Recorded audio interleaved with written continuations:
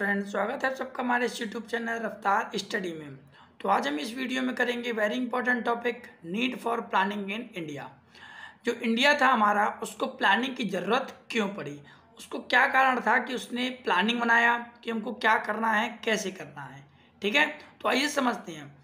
Eight the time of British rule, जो British rule था, अंग्रेजों का जब शासन था, जब इंडिया आज़ाद नहीं हुआ था, इंडिपेंडेंस नहीं हुआ था, तो उस समय इंडियाज इकोनॉमी वॉज स्टेगनेंट। जो भारत की अर्थव्यवस्था थी वो कैसी थी? स्टेगनेंट थी, मीन्स गतिहीन थी, जिसमें कोई भी गति नहीं थी। एंड बैकवर्ड इकोनॉमी, पिछड़ी हुई अर्थव्यवस्था थी। ठीक है ना। The level of output and productivity were very low. जो लेवल ऑफ आउटपुट था, जो प्रोडक्शन होना चाहिए, वो कितना था? वेरी लो, बहुत ही ज़्यादा कम था। And GDP growth was also stagnant.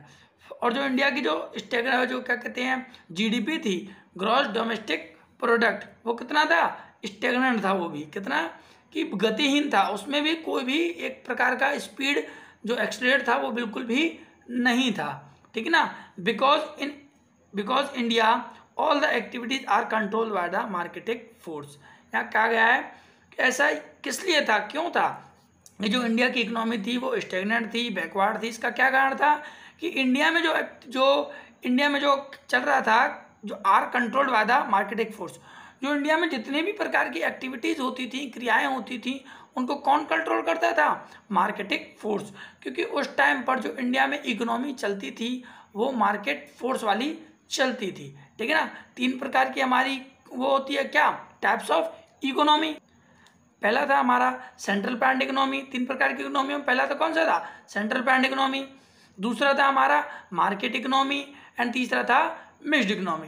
तो इंडिया में मार्केटिंग इकोनॉमी चलती थी at the time of British rule, जहां पर all the decisions are taken by the marketing force. सभी जो प्रकार के जो डिसीजंस थे, जो भी प्राइस डिसाइड होता था, वो मार्केटिंग फोर्स के द्वारा होता था। जो डिमांड एंड सप्लाई थी वो मार्केटिंग फोर्स कंट्रोल करती थी। ठीक है ना। So India need a big push. तो अब इस टाइम पर इंडिया को एक बड़े इन्वेस्टमेंट की एंड सपोर्ट की जरूरत थी गवर्नमेंट के द्वारा, क्योंकि इंडिया की जो अर्थव्यवस्था थी वो स्टेगनेंट थी, जो प्रोडक्टिविटी था वो बहुत ज़्यादा लो था, जिससे बहुत सारी जो परेशानी थी वो उठानी पड़ रही थी। ठीक है। Then India need a planning. तो इसीलिए जो इंडिया को जो प्लानिंग की ज़रूरत पड़ी थी। It aim to reduce inequality. जो प्लानिंग का जो उद्देश्य था कि प्लानिंग की जाए तो क्यों की जाए, तो उसका उद्देश्य था इनइक्वलिटी, जो असमानता फैली हुई है उसको कम करना। Improve the standard living life. जो स्टैंडर्ड लिविंग लाइफ है, लोगों की जो रहन सहन था वो उसको स्टैंडर्ड करना, सही तरीके से करना। प्रोवाइड एम्प्लॉयमेंट, रोजगार दिलवाना। इंक्रीज द पर कैपिटल इनकम, और जो प्रति व्यक्ति आय है उसमें भी इंक्रीजमेंट करना। क्योंकि eight the time of British rule जो इंडिया का जो पर कैपिटल इनकम था वो बहुत ही ज़्यादा लो था, लगभग 230 रुपये पर जो इनकम था पर पर्सन वो था। ठीक है। तो ये थी हमारी need for planning in India. India में प्लानिंग की ज़रूरत इसलिए पड़ी थी क्योंकि मार्केटिंग फोर्स था, वो सभी प्रकार के डिसीजन को लेता था। जितने प्रकार के पैसे थे, कितने किस प्रोडक्ट के कितने होंगे, वो सबका डिसीजन कौन लेता था? वो लेता था मार्केटिंग फोर्स। ठीक है।